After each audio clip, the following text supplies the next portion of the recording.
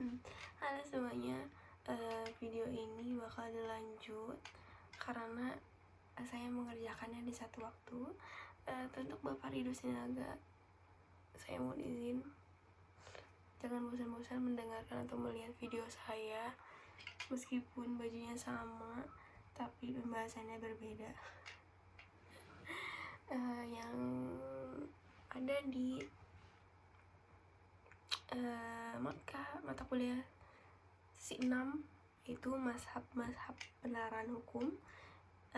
Itu ada 5. Yang pertama hukum alam, yang kedua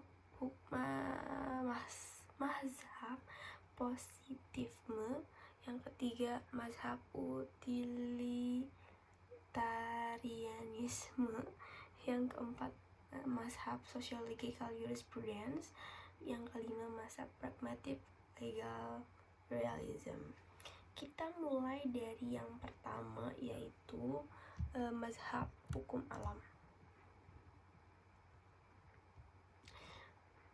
Nah, mazhab hukum alam itu dalam kajian ontologi hukum alam dapat dibedakan dalam 3, yaitu rasionalisme, irasionalisme, dan empirisme. Apa itu? Kita bahas. Yang pertama yaitu rasionalisme menurut Hugo de Groot atau de Groot. Sumber alam adalah rasio manusia karena karakteristik yang membedakan manusia dan makhluk lain adalah kemampuan akalnya. Seluruh kehidupan manusia yang berdasarkan pada kemampuan akalnya dan hukum alam yang muncul sesuai kodrat manusia yang tidak mungkin dapat diubah oleh Tuhan sekalipun, karena hukum alam diperoleh manusia dari akalnya, tetapi Tuhanlah yang memberikan kekuatan mengikatnya. Nah, itu dari menurut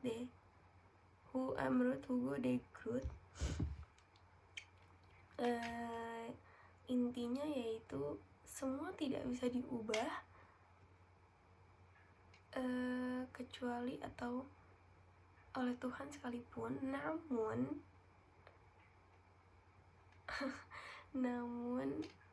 Tuhan juga yang memberi kekuatan mengikatnya, seperti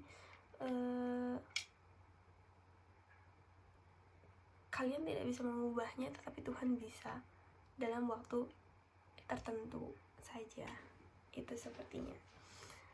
Dan irasionalisme menurut Thomas Aquinas, yaitu berkaitan erat dengan teologia yang mengakui bahwa di samping kebenaran wahyu juga terdapat kebenaran akal. Menurutnya ada 2 pengetahuan yang berjalan bersama-sama, yaitu pengetahuan alamiah atau pada akal dan pengetahuan iman yang berpangkal pada wahyu ilahi atau sang ilahi. Yang ketiga, empiris menurut Locke. Seluruh pengetahuan bersumber dari pengalaman manusia. Locke berpendapat bahwa sebelum seseorang manusia mengalami sesuatu, pikiran atau rasio manusia itu belum berfungsi atau masih kosong, seperti belum ada apa-apanya, tidak ada apa-apanya sebelum manusia itu mengalami sesuatu pengalaman yang di dalamnya kita harus berbuat sesuatu, baru ada empirisme. Itulah seperti kata Locke. Nah, yang kedua adalah mazhab positivisme, yaitu setiap norma hukum harus eksis di dalamnya yang objektif sebagai norma-norma yang positif. Seperti harus norma yang baik, norma yang terpuji antara masyarakat dan warga-warganya. Nah, cara pandang hukum misalnya yaitu undang-undang atau regulasi putusan hakim. Nah, mazhab ini memiliki 2 aliran, yaitu hukum harus bersumber dari tertulis atau legisme, dan yang kedua hukum tidak selamanya bersumber pada tertulis, kebiasaan adat atau alam untuk menopang yang tertulis. Nah, ini ada manfaatnya nih. Manfaat positivisme hukum yaitu adanya kepastian hukum, adanya kekuatan hukum tetap, adanya hukum bersifat universal atau positif seperti mazhabnya. Yang keempat, ada memberikan pengakuan hukum atau keabsahan legalitas pada hukum. Yang kelima, adanya sumber hukum yang jelas sehingga tidak terjadi persoalan hukum. Yang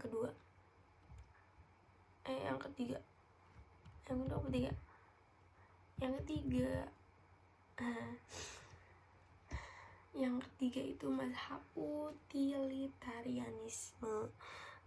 Mazhab ini dipelopori oleh Jeremy Bentham yang menyatakan bahwa hukum bertujuan untuk membahagiakan sebagian masyarakat besar dalam sebuah masyarakat atau mungkin juga negara. Jadi mazhab ini memberikan kebahagiaan tidak hanya satu warga tapi seluruh warga yang ada di negara tersebut. Baik juga ya. Jadi baik buruk atau adil tidak hanya suatu hukum, tergantung kepada apakah hukum itu memberikan kebahagiaan kepada manusia itu sendiri. Menurut pemikiran utilitarian, tidak penting bagaimana proses dan segala macam urusan daripada hukum, karena yang terpenting adalah bagaimana hukum itu berguna bagi banyak orang. Betul sih. Bagaimana hukum itu ditaati, bagaimana hukum itu diterima oleh masyarakat, bagaimana hukum itu benar oleh masyarakat, dan yang terpenting adalah bagaimana cara hukum itu membahagiakan warga negaranya. Yang keempat adalah mazhab sejarah. Nah, mazhab ini dipelopori oleh Friedrich Carl von Savigny 1779 sampai 1861 melalui tulisannya berjudul Von Beruf und Zeit für Gesetzgebung und Rechtswissenschaft, atau tentang pekerjaan pada zaman kita di bidang perundang-undangan dan ilmu hukum, yang dipengaruhi oleh dua faktor, yaitu pertama, ajaran Montesquieu dalam bukunya L'Esprit de Louis, dan pengaruh paham nasionalisme yang timbul pada abad ke-19. Nah, kepercayaan yang sangat revolusi Prancis ini dengan pemberontakan terhadap tradisi kepercayaan pada akal yang kekuasaan kehendak manusia atas keadaan pada zamannya. Itu ya. Yang keempat.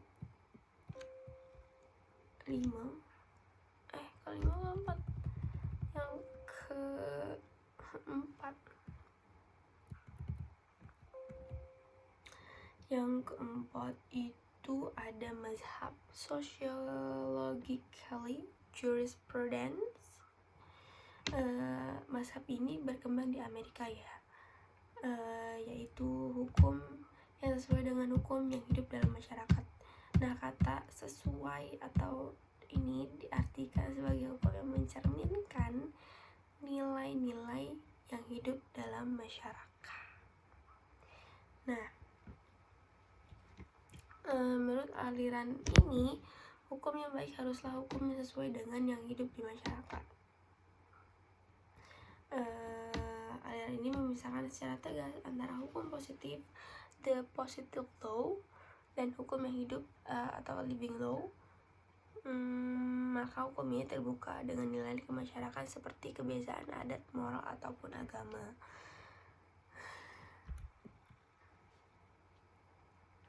Yang kelima atau yang terakhir adalah mazhab pragmatic legal realism. Gerakan realis mulai melihat apa sebenarnya yang dikehendaki hukum dengan menghubungkan kedua sisinya, setiap fakta-fakta dalam kehidupan real sosial. Realisme yang berkembang di Amerika Serikat menjelaskan bagaimana pengadilan membuat keputusan. dengan formula yang dalam prediksi tingkah laku hakim atau peradilan sebagai suatu fakta atau kenyataan. Nah, hakim punya otoritas untuk menentukan hukum ketika menjatuhkan putusan di pengadilan. Boleh loh, karena hakim itu diibaratnya adalah ketua dari perjalanan persidangan itu sendiri. Jadi terserah hakim mau apa, hakim mau memutuskan apa, dari akalnya atau dari hatinya atau dari logikanya, itu hakim diperbolehkan. Hakim mempunyai otoritas tersebut. Jadi sehubungan itu moralitas hakim sangat menentukan kualitas hukum yang merupakan hasil keputusan pengadilan itu. Tidak ada alasannya untuk mengatakan bahwa apa yang diputuskan hakim itu salah. Meskipun itu salah, namun hakim bisa membenarkan bahwa itu adalah keputusannya yang benar. Nah, itu yang dimaksud masa pragmatic legal realism ya teman-teman. Jadi apapun itu yang dikatakan hakim itulah benar, karena hakim mempunyai otoritas itu, atau hakim mempunyai kewenangan itu sendiri. Hanya hakim ya, tidak yang lain, atau jaksa, penasihat hukum atau pengacara, advokat tidak boleh, kecuali hakim. Nah, teman-teman dan Pak Rido, inilah video saya tentang mazhab